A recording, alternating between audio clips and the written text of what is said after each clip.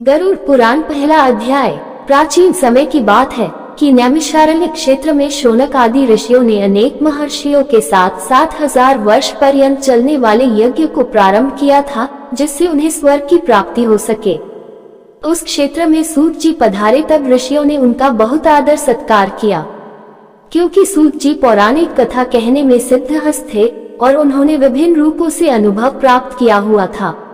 इसलिए सारे ऋषियों ने उनसे कहा, आप हमें इस संसार, भगवान, यमलोक तथा दूसरे शुभ अशुभ कर्मों के बारे में बताएं, जिससे मनुष्य किस रूप को प्राप्त होता है, इसका ज्ञान हमें देने की कृपया करें।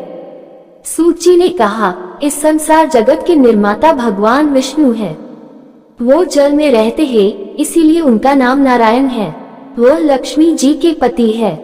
भगवान विष्णु ने हर युग में भिन्न भिन्न अवतार धारण करके पृथ्वी पर जन्म लिया है, ताकि वह धर्म का नाश कर सके और पृथ्वी की रक्षा कर सके। भगवान विष्णु ने राम का अवतार लिया और लंका के राजा रावण का वध करके अधर्म को खत्म किया। उन्होंने नरसिंह रूप में राजा हिरण्यकश्यप का वध करके भक्त प्रहलाद एवं दूसरे प्रजा की रक्षा की। भगवान विष्णु ने वराह रूप में भी अवतार लिया ताकि पृथ्वी का उद्धार कर सके और फिर मत्स्य रूप में अवतार लिया। वेद व्यास जी भगवान विष्णु के ही अंश है। वेद व्यास जी ने ये पुराणों की रचना की है। कहा जाता है कि एक सर्वोत्तम वृक्ष भगवान विष्णु है, उसकी दृढ़ मूल धर्म है, उसकी शाखाएं वेद है। उस वृक्ष के फूल रूप में यज्ञ को माना गया है और फल के रूप में मोक्ष को माना गया है। वह सर्वोत्तम वृक्ष रूपी भगवान विष्णु ही सारे फल और मोक्ष को देते हैं। एक समय पर पार्वती जी ने भगवान शिव से पूछा था, आप खुद ही एक भगवान हैं, इस संसार के रचयिता हैं, तो आप किसका ध्यान करते रहते हैं? ये सुनकर भगवान शिव ने कहा, मैं देवों और ऋषियों का ध्यान करता हूँ, उसमें विष्णु ही श्रेष्ठ है। इस संसार में परम ब्रह्म भगवान नारायण विष्णु है और उन्हीं का चिंतन करता हूँ। भगवान विष्णु ही अनेक रूप में अवतार लेने वाले परम ब्रह्म हैं। भगवान विष्णु ही अनेक रूप में पृथ्वी पर अवतार लेकर अधर्म का नाश करके धर्म की स्थापना करते हैं। इस प्रकार भगवान शिव ने पार्वती जी को भगवान विष्णु की महिमा बताई थी। तब ऋषियों को दूसरी बातें जानने की उत्सुकता हुई। ऋषियों ने सूत जी से कहा, हे प्रभु, आपने भगवान विष्णु की श्रेष्ठता के बारे में हमें जो भी ज्ञान दिया वह अत्यंत भयमुक्त करने वाला ज्ञान है। इसके अतिरिक्त आप हमें ये बताएं कि इस सृष्टि में आने के बाद भोगने वाले दुख और कष्ट को नाश कैसे किया जाता है। कृपा करके इसका उपाय हमें बताएं। आपके पास इस लोक एवं परलोक के दुखों का निवारण करने का ज्ञान है। हम ये जानना चाहते ही है कि यमराज के मार्ग तक पहुंचने में मनुष्य को किस प्रकार की मुसीबतों का सामना करना पड़ता है। सूत जी ने कहा, एक समय पर गरुड़ जी ने भी ऐसा प्रश्न भगवान विष्णु से किए थे। उस समय भगवान ने जो भी ज्ञान दिया था वह ज्ञान मैं आप लोगों को दूंगा। यम का मार्ग बहुत कष्ट वाला है, किंतु आप अगर अपने कल्याण के लिए ये जानना चाहते हैं तो मैं आप लोगों को इसके बारे में बताता हूँ। गरुड़ जी ने जब भगवान विष्णु से पूछा था कि आपके नाम की आराधना करना तो अत्यंत सरल है, आपकी भक्ति करने के उपरांत भी मनुष्य नरक में क्यों जाता है? आपकी भक्ति के भिन्न भिन्न मार्ग और गतियां हैं, फिर भी मनुष्य जब आपकी भक्ति से वंचित रह जाता है तो उसे ये दुर्गम मार्ग कैसे मिलता है और इसके कष्ट क्या हो सकते हैं? पाप करने वाले पापियों की किस प्रकार दुर्गति होती है और किस रूप में उनको नरक मिलता है? आप मुझे कृपा करके बताएं। ऐसे पूछने पर भगवान विष्णु ने गरुड़ जी को कहा, कि गरुड़, मैं तुम्हें यम के मार्ग का ज्ञान देता हूँ। इसी मार्ग से पापी लोग यमलोक को प्राप्त करते हैं। इसका वर्णन अत्यंत भयानक है। जो मनुष्य उग्र स्वभाव के होते हैं, धन और मर्यादा का ज्ञान जिसमें नहीं है, जिनको संसार में मोह माया है, वो मनुष्य अपवित्र होते हैं और वही नरकलोक में जाते हैं। दानवीर मनुष्य मोक्ष को प्राप्त करते हैं और पापी लोग कष्ट पूर्वक यम की पीड़ा भोगते हुए नरक में जाते हैं। दुष्ट और पापी लोगों को इस संसार में किस प्रकार के दुख मिलते हैं, उनकी मृत्यु किस प्रकार होती है, उसका ज्ञान मैं तुम्हें देता हूँ। इस संसार में जब मनुष्य जन्म लेता ही है तब वह अपने पूर्व जन्म के कर्मों के हिसाब से इस जन्म में शुभ अशुभ फल भोगता है। बुरे कर्मों के प्रभाव से व्यक्ति को रोग हो जाता है। परेशानियां और रोग से पीड़ित वह व्यक्ति निराश हो जाता है। व्यक्ति कितना भी बलवान हो, युवावस्था में उसके पत्नी पुत्र होने के बावजूद वह अचानक से भयभीत होने लगता है। काल उसको घेर लेता है। वृद्धावस्था में व्यक्ति को मृतक के समान रहना पड़ता है। घर के लोगों के द्वारा अपमानित होता है और अपमानजनक आहार लेता है। आहार लेने की शक्ति कम हो जाती है और इसकी वजह से चलने फिरने की शक्ति भी कम हो जाती है। कफ के कारण स्वर्ण नलियां चल नहीं पाती। स्वास्थ्य बिगड़ने लगता है। खटिया पे पड़ा रहता है।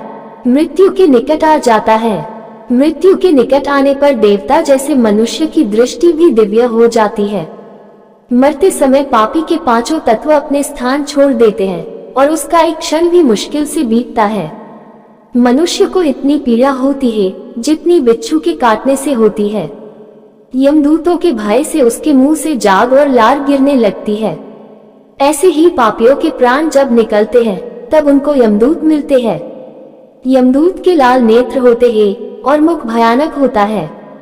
उस समय यमदूत अत्यंत क्रोधित होते हैं और उनके हाथ में पाश और दंड होता है और वह दांत को पिसते हैं। उनके मुख काले और नख विशाल होते हैं। उनको देखकर प्राणी भयभीत होकर मलमूत्र का त्याग करने लगता है। ऐसी अवस्था में जीव शरीर से निकल जाता ही है और मोह में अपने घर को देखता है और उसी समय यमदूत उसे पकड़ लेते हैं। यमदूत उसे गले में रस्सी बांधकर ऐसे ले जाते हैं जैसे गुनहगार को सिपाही राजा के पास ले जाते हैं। वे यमदूत मनुष्य को मार्ग में नर्क के भयानक दुख और तकलीफों के बारे में बताते हैं और धमकियां भी देते हैं। यमदूतों की ऐसी कठोर वाणी को सुनता है और तड़पता है। भय से तड़पता वह मनुष्य अपने पापों को याद करते हुए उस मार्ग से जाता है। कुत्ते मार्ग में उसे काटते हैं। उस मार्ग में उसे खाने को खाना और पानी नहीं मिलता। सूर्य की तेज गर्मी में चलना पड़ता है। यमदूत उसे मार्ग में कूड़े से मारता है और घसीट कर ले जाते हैं। इस प्रकार अत्यंत पीड़ा सहकर वह अंधकार में यमलोक में पहुंच जाता है। वहां उसे उसके पापों का फल मिलता है। यमराज उसे घोर नरक की यातना देकर फिर से मनुष्य लोक में भेजते हैं। अपने पुत्रों द्वारा दिए गए पिंड और दान को वह जीव खाता है, पर फिर भी पापी जीव होने के कारण उसकी तृप्ति नहीं होती। जिस मनुष्य का पिंड दान नहीं होता वह प्रेत योनि में रहकर निर्जन वन में दुख पूर्वक भ्रमण करते हैं। यम की यातना भोग बिना जीव को मनुष्य के रूप में जन्म नहीं मिलता और वह अन्य योनियों में भटकता रहता है। उस पिंड के रोज 4 भाग होते हैं। उसमें से 2 भाग पंचभूतों को, 1 भाग यमदूतों को और 1 भाग उस जीव को खाने को मिलता है। ऐसे 9 दिन तक पिंडदान करते ही है और वे लोग खाते हैं। जब मनुष्य का शरीर जलाते हैं उसके बाद उनके पुत्र जो पिंडदान 9 दिन करते हैं उसे उस जीव को 10वें दिन देह मिलता है। वह जीव को देह आकार यमलोक मार्ग में अपने कर्मों को भोगना पड़ता है। अब किस तरह से 10 दिनों के पिंड से शरीर बनता है उसे बताता हूँ। पहले दिन के पिंड से सिर, दूसरे दिन से गर्दन और कंधा, तीसरे दिन हृदय, चौथे दिन पीठ, 5वें दिन नाभि, छठे दिन कमर, गुदा, लिंग, भाग और मांस के पिंड आदि बनते हैं। 7वें दिन हड्डी और 8वें 9वें दिन जांघ और पैर। 10वें दिन के पिंड से इस शरीर में सुख, सुंधा, तृषा की उत्पत्ति होती है। इस तरह पिंड से शरीर उत्पन्न होता है और फिर 11वें और 12वें दिन के श्राद्ध में 2 दिन तक भोजन करता है। 13वें दिन वह जीव यमदूतों से बंधा हुआ अकेला संसार में आता है। हे गरुड़, वैतरणी को छोड़कर केवल यमलोक 86,000 योजन विस्तीर्ण है।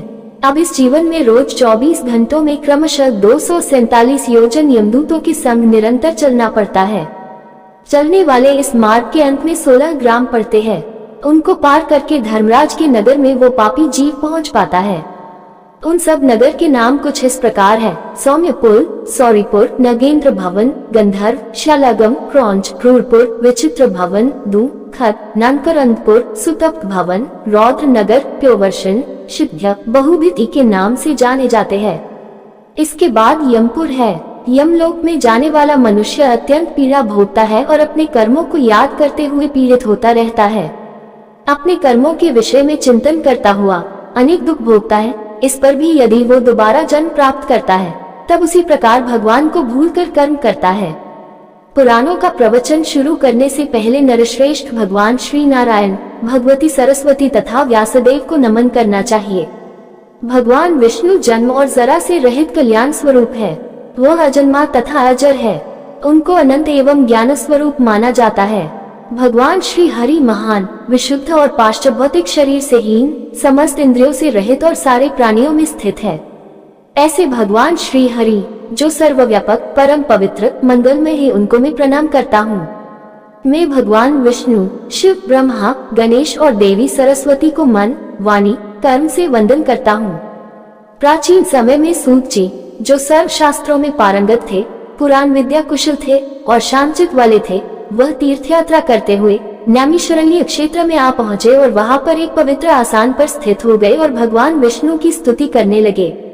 नैमिषारण्य वासी शौनक और अन्य ऋषियों ने उसको ऐसे देख उनके दर्शन, पूजा और स्तुति की और उनको बोला कि सूत जी, आप सर्वज्ञानी हैं, अतः आप हमें बताएं कि देवताओं में सर्वश्रेष्ठ कौन है, ईश्वर कौन है, किसकी पूजा कर सकते हैं, किस देव का ध्यान करना चाहिए, इस सृष्टि के रचयिता कौन है, धर्म परिवर्तित कैसे होता है, दुष्टों का विनाश कौन करता है, देव का स्वरूप क्या है, जगत की रचना किस प्रकार हुई है, देव संतुष्ट कैसे होते हैं, उनकी प्राप्ति का योग मार्ग क्या है, उनके अवतार कितने हैं और उनकी वंश परंपरा कैसी है, ये सब के विषय में आप हमें कृपा करके ज्ञान दे और भगवान नारायण की उत्तम कथाओं के बारे में बताएं। सूत जी बोले, हे ऋषियों, भगवान नारायण की कथाएं परिपूर्ण ऐसे गरुड़ पुराण के विषय में मैं आपको बताता हूँ।